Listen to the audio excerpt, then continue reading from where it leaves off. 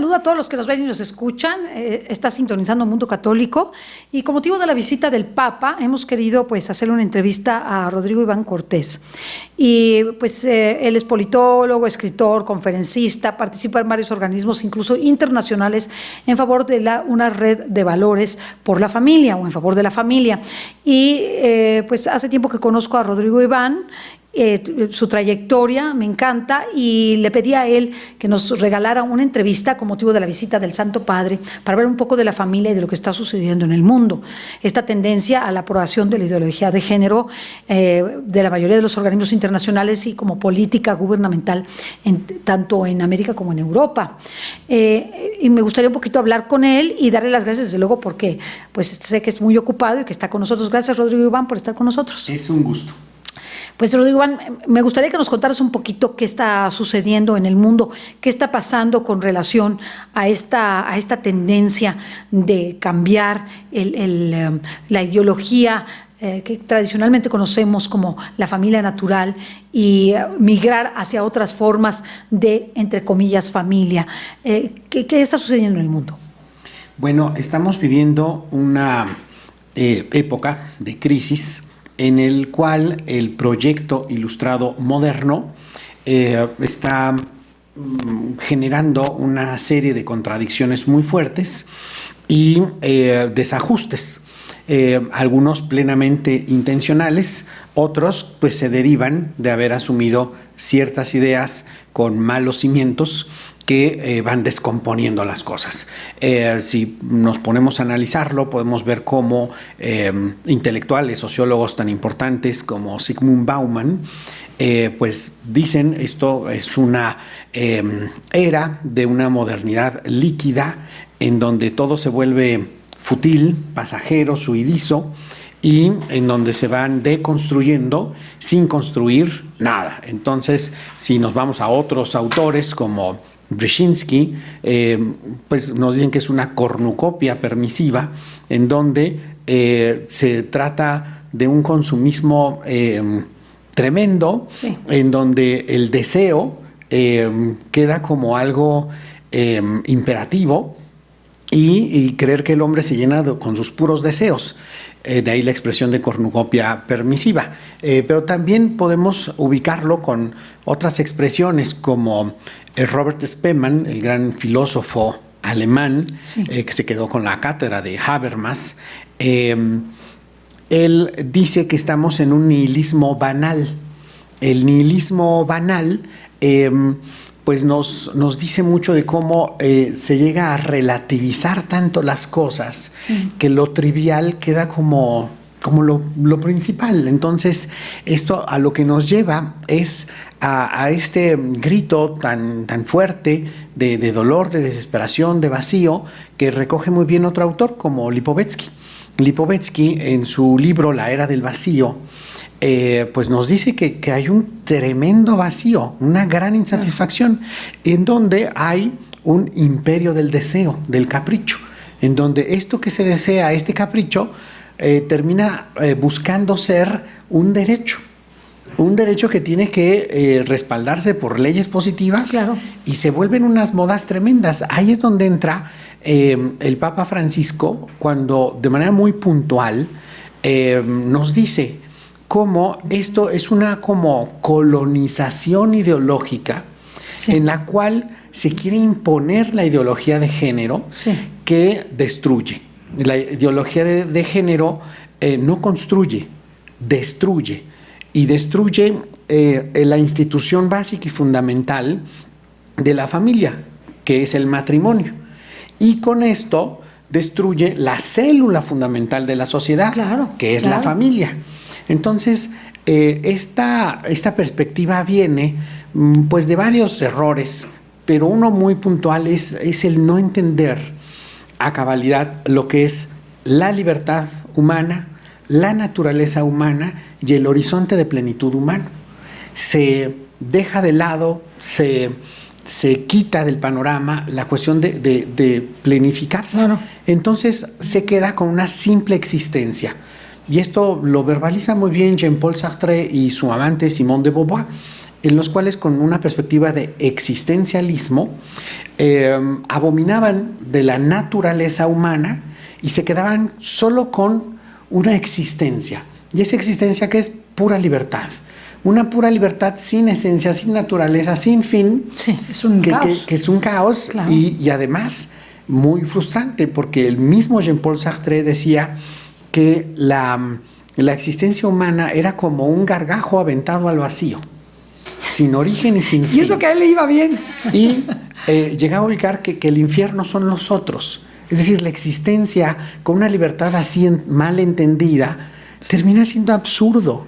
Y por eso vemos tanto absurdo hoy en día. Simone de Beauvoir, por su lado, lleva este existencialismo hacia la mujer. Al extremo. Y se le ocurre decir que hay que liberar a la mujer. ¿Pero de qué? Hay que liberarla, primero dice ella, del matrimonio.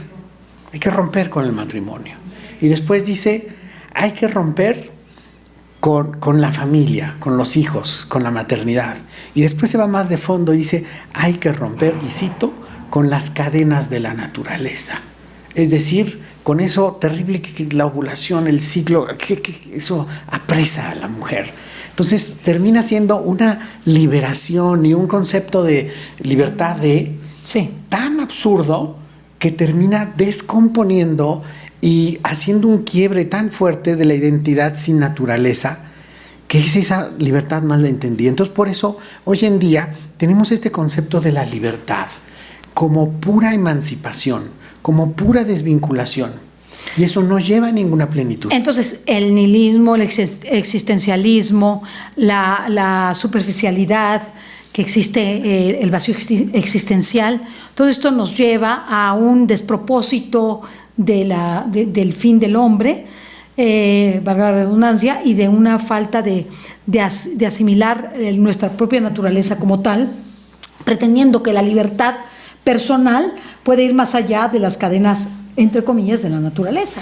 Bueno, pues entonces, Rodrigo Iván, por el existencialismo, el nihilismo, el vacío existencial en términos generales que está existiendo, la falta de respeto a la propia naturaleza, el que quiere ser mujer o se siente mujer y es hombre, pues se comporta como tal, o la mujer que se siente hombre se comporta como tal. Y te estaba comentando que en los Estados Unidos nos encontrábamos con esta realidad penosa, sobre todo en Los Ángeles, California, por ejemplo, que ya se aprobaron estas leyes en donde si una persona quiere entrar ese día, es mujer y se siente con hombre ese día, puede entrar al baño de los hombres, por ejemplo, o si quiere irse vestido de falda a la escuela o a la universidad, donde quiera, puede salir vestido de falda o como mujer, o incluso los mismos profesores manifestar su tendencia homosexual o lésbica, celebrando días en donde llevan a sus parejas y donde les parece muy tierno a los alumnos que lleven a su pareja, se agarren de la mano y se besen delante de todos. Esto está ocurriendo en los Estados Unidos y lo digo porque con conocimiento de causa, toda vez que un amigo muy querido, cercano, que es profesor en una escuela de Los Ángeles, nos ha venido a contar esto aquí a Mundo Católico, ya sea a través de una entrevista diferida, es decir, a través de Skype o incluso personalmente. Entonces, esto sí, comenzó con un litigio estratégico. Cuéntanos. Esto, precisamente en California, se da un hecho en una universidad en donde un hombre con todos los atributos masculinos va y se mete al vestidor y las regaderas del baño de las damas. Y pues se la roba y todo. Entonces pues las niñas le empiezan a decir, oye, ¿qué onda? No, yo soy mujer. Y oye, pero pues, no, sí, yo soy mujer. Entonces a partir de ahí se va generando un litigio estratégico. ¿Qué quiere decir litigio estratégico? Es un litigio amañado. Sí, es decir, como todo lo que está haciendo ahorita. Tú quieres lograr un impacto en una resolución judicial en específico que pueda derivar en un cambio de leyes y algo, ¿no? Con una agenda específica. Entonces esto escala, llega al tribunal. Y en el tribunal resulta que los jueces de ahí dicen, no, por encima de los sentimientos pudorosos de estas muchachitas está el derecho a la construcción de su identidad sexogenérica, de pues como le decimos, hombre, mujer, ¿no? Así nomás. Sí, ok, entonces fíjate lo que esto implica, ¿no? Estamos viviendo en una época de severas rupturas. Una ruptura con respecto a nuestro origen, una ruptura con respecto a nuestra naturaleza como personas sexuadas, hombre, mujer, ¿no? Una ruptura con la naturaleza. Entonces, por más sensibilidad que haya en términos ecológicos, esa sensibilidad no es muy consistente, porque el respeto a esa naturaleza que tiene sus leyes, sus normas, y que si tú atentas contra ellas hay consecuencias naturales, sí. Bueno, así también hay una naturaleza humana. Y si tú atentas contra esta naturaleza humana, hay consecuencias en las personas y en la convivencia, en la comunidad. Pero pues lo que terminó siendo fue un absurdo. Entonces, pues si un día otro varón se siente mujer, pues va y hace lo que quiere, y los demás se tienen que aguantar. Porque la moda ideológica es que no hay naturaleza, hay puros deseos. Y esos deseos arbitrarios tienen que constituirse en ley. Ese tipo de cosas son las que vimos, por ejemplo, en el capítulo de derechos sexuales y reproductivos de los jóvenes capitalinos, cuando ponían como derecho que los menores de edad y jóvenes hasta los 29, pues resulta que según la Asamblea Legislativa del Distrito Federal, tenían derecho a construir esa identidad sexogenérica, aunque tuvieran 12 años, sin avisarle a los padres, y como es un derecho, según ellos, el gobierno del Distrito Federal tendría que pagar con el dinero de los contribuyentes la operación de cambio de sexo. No, es gravísimo. También con el dinero de los contribuyentes pagar todos los costos del juicio de cambio de nombre de Pedrito a Pedrita. ¿Por qué? Por el capricho de una persona que tiene que hacerse derecho positivo y además todos los demás tienen que pagárselo. Eso es un absurdo. Porque es un absurdo. Tergiversa la función propia de lo político, de lo público, y obviamente tergiversa el sentido más básico y común de lo que es un presupuesto. Claro. O sea, pensar que es más importante utilizar esos recursos por el sentimiento que de repente un día tuvo alguien y que tú se lo tienes que pagar, como si no hubiera problemas básicos y fundamentales. Yo prefiero contribuir a otra cosa. Alimentación, educación, vestido, salud. O sea, dime una cosa, ¿qué porcentaje de la población son las personas que tienen estas tendencias? ¿Qué porcentaje de la población es? Pues mira, son muy bajos, muy bajos. No tengo el dato en este momento, sí, pero no podemos, ni siquiera es considerable. No es la comunidad lésbico, gay y transexual, LGTB, como le dicen ellos. Son en verdad muy pocos. Es muy poco. Entonces, sí, por toda esta comunidad, que estamos hablando, 1 millón de personas. No. 500,000 personas.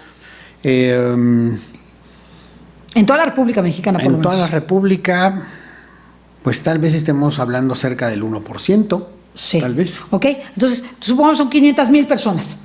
Por estas 500,000 nosotros vamos a modificar nuestro ritmo de vida, nuestra forma de vida, y incluso ser perseguidos por ellos. ¿Qué dicen los Estados Unidos al respecto? ¿Cuál fue la conclusión o las conclusiones de tu reunión que tuviste en los Estados Unidos? Cuéntanos un poquito de esto que pasó en los Estados Unidos. Bueno, fundamos el año pasado en Naciones Unidas, adentro de Naciones Unidas, la Political Network for Values. La Political Network for Values es un esfuerzo transatlántico en principio, pero que se está ampliando a otros continentes, de dialogar en valores. Teníamos un esfuerzo previo, junto con un gran político europeo, don Jaime Mayor Oreja.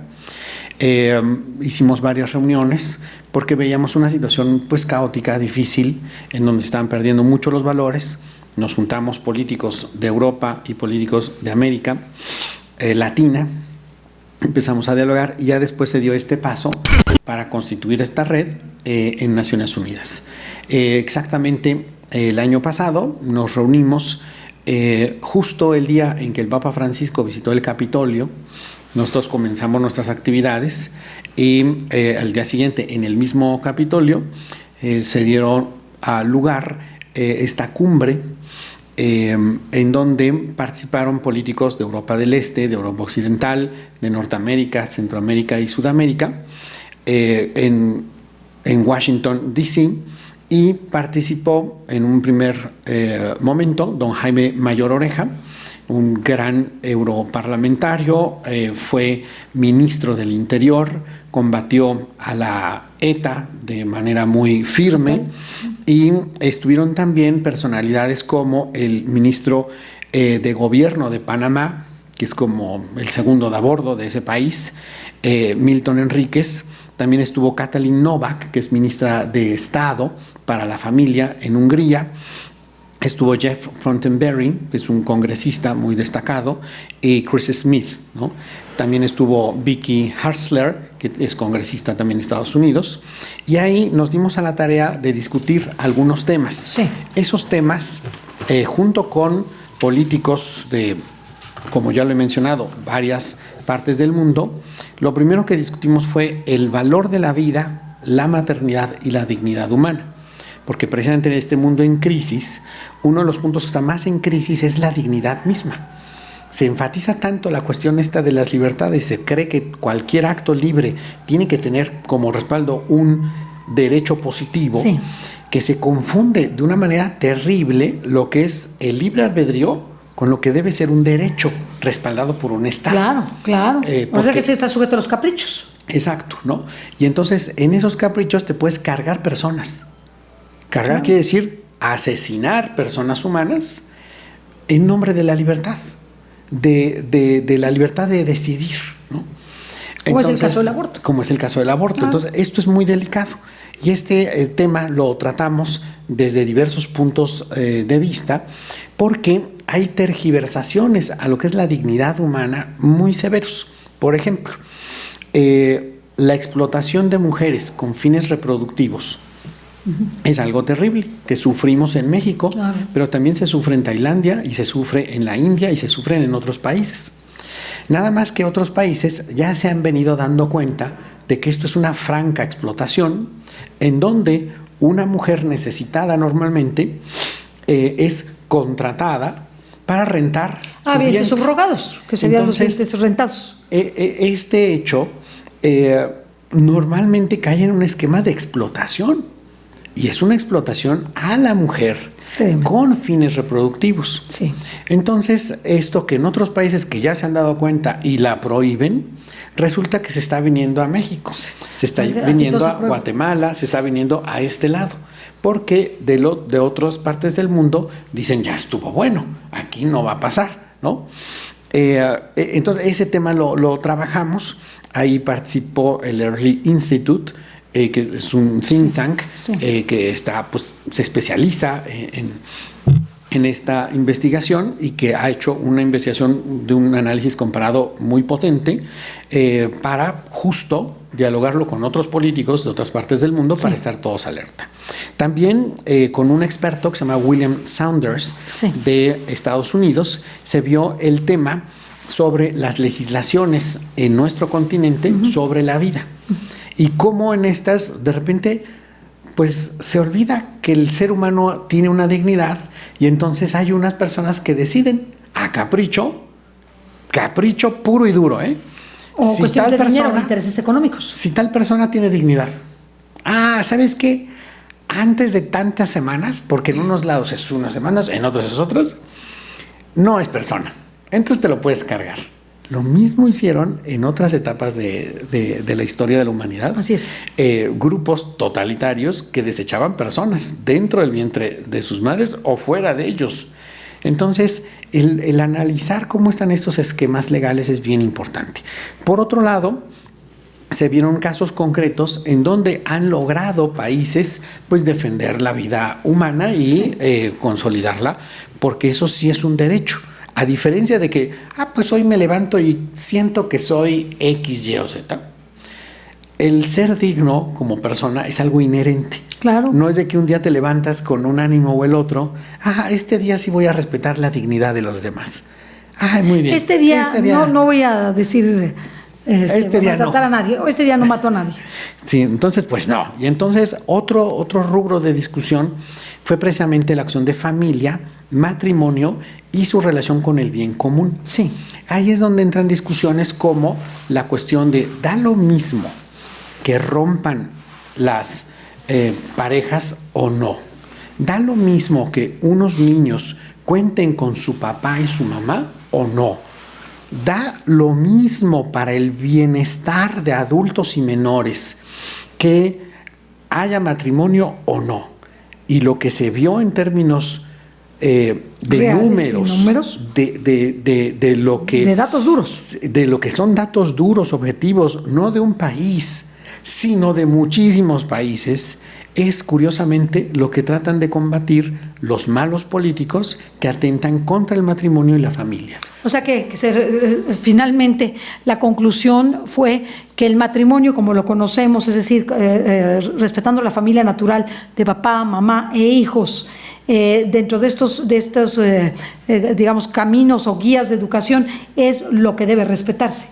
¿O es lo que más buenos resultados ha dado? Dentro de los diversos tipos de arreglos familiares que existen, sí, el arreglo que da mayor bienestar a los adultos y a los menores es, sin lugar a dudas, el arreglo hombre que se casa con mujer y cuidan a sus hijos comunes. No, interesantísimo. Si tú quitas de este arreglo uno de los elementos, las consecuencias son varias veces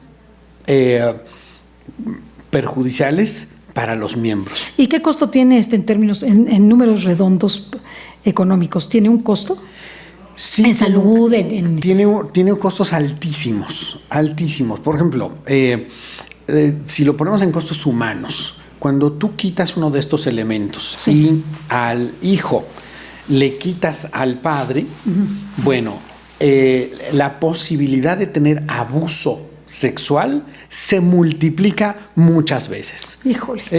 Nada más para poner un ejemplo. Se queda desprotegida la familia. El hijo, el menor. El menor, no la mamá. Los menos es la mamá. Y es la mamá también. Además. Porque está medido.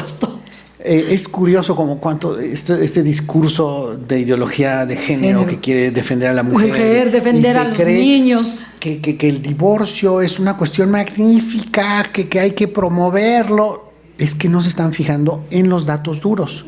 En los datos duros, lo que nos dicen los datos, por ejemplo, del Instituto Nacional de la Mujer de México, en su encuesta nacional, nos indica clarísimamente que la mujer que queda sin matrimonio se vuelve muchas veces más vulnerable a abuso físico que la que está casada.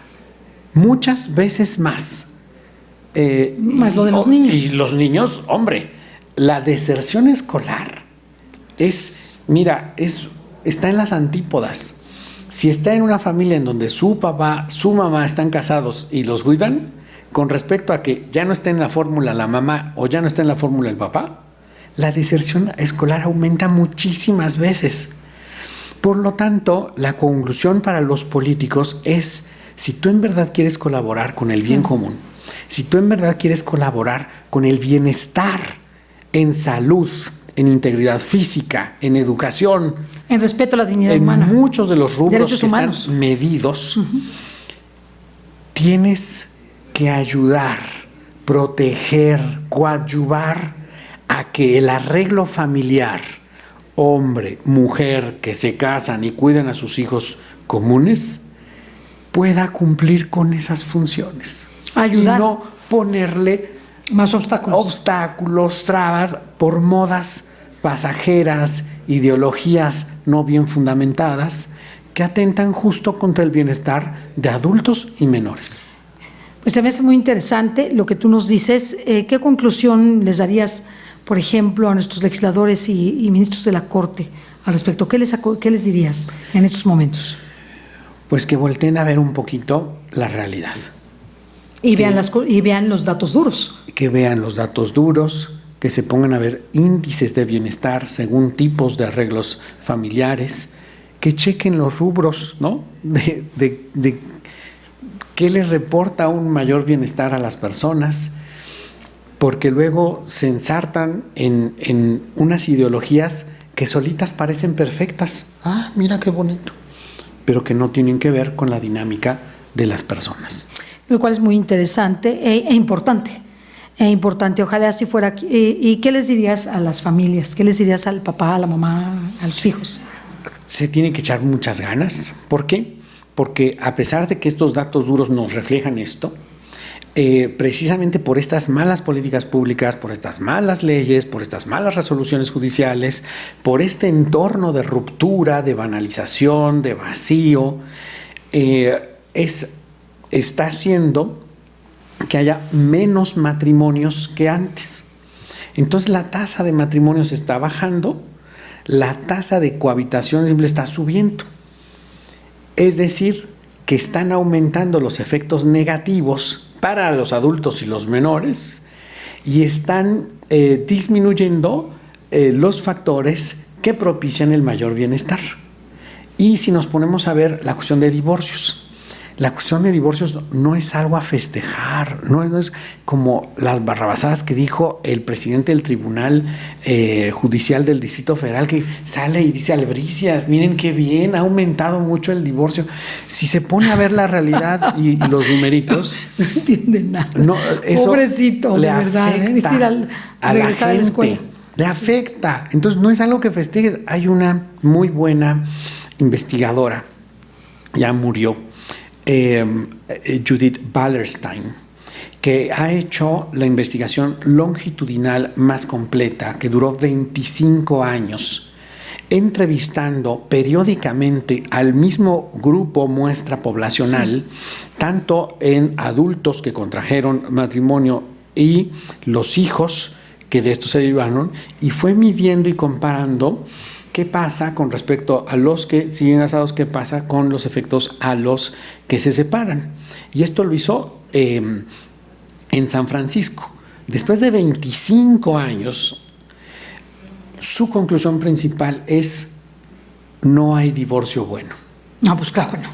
Los efectos son nocivos, tremendos. Dañan cuando alguien quiere compartir su proyecto de vida con otra persona y por alguna circunstancia justificable o no, banal o no, de todas maneras tiene un efecto. Sí, tiene un golpe. Y para los hijos es determinante. Oye, se portaba mal el papá, oye, se portaba mal la mamá. De cualquier manera hay efecto para los hijos. No, y de hecho los hijos siempre, como son pequeños, se sienten culpables de lo que ocurrió y como no saben las razones ni conocen las causas de lo que está ocurriendo con sus padres por su misma edad, suelen tener conductas muy nocivas pensando que son los culpables de que su papá o su mamá se hayan ido de casa. Múltiples efectos. No, enfermedades psicológicas, negativos. Adicciones, de delincuencia, bueno, cosas muy, muy nocivas. Finalmente, ¿me querés decir algo? Bueno, es que también tiene que ver con una sociedad que varios de los analistas lo han mostrado. El grado de madurez de las personas no es muy alto. No. Y por lo tanto, la estabilidad, el carácter es menguante.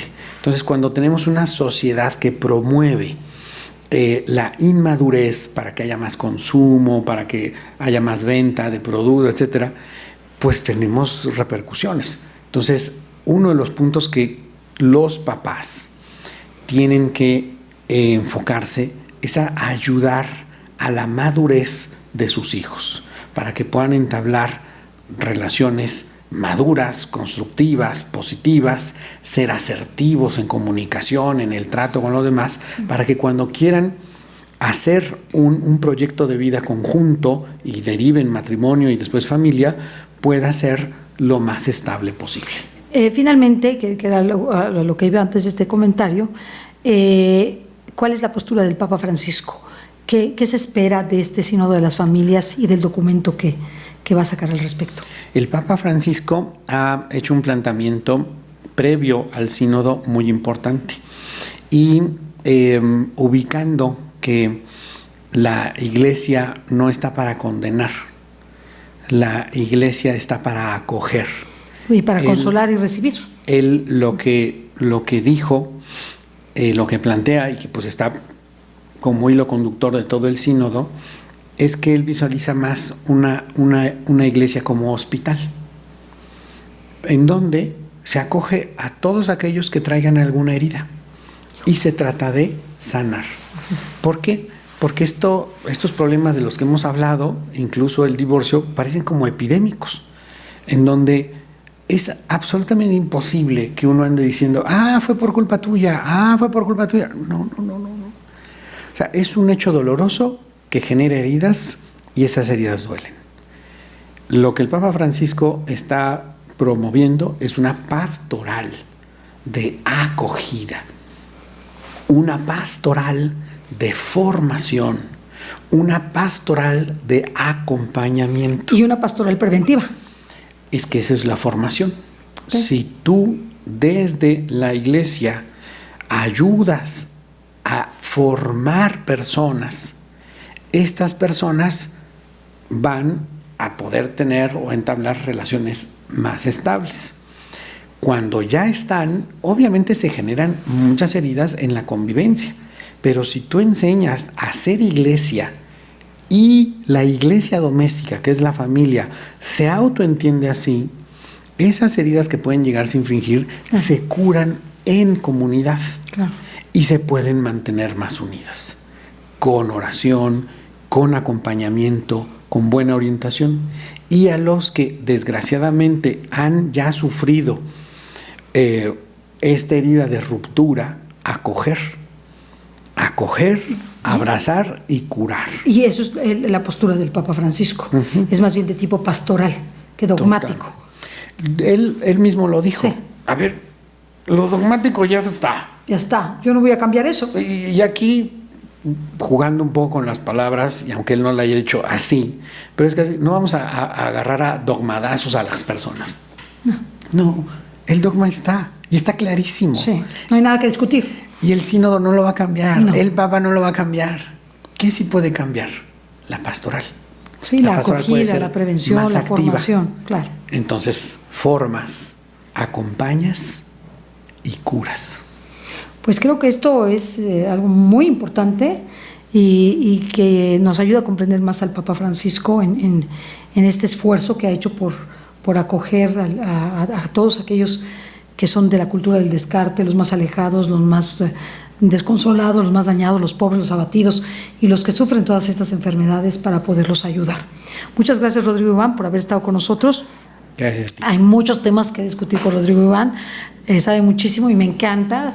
Yo quería tratar este tema con él especialmente, hay mucho que decir, creo que no acabaríamos de tratar todos estos temas, pero te agradecemos mucho que hayas estado con nosotros y a ustedes que nos escuchan, que nos ven, gracias por el favor de su atención. Recuerda que estás viendo Mundo Católico, que construye y construyendo la civilización del amor. Hasta la próxima.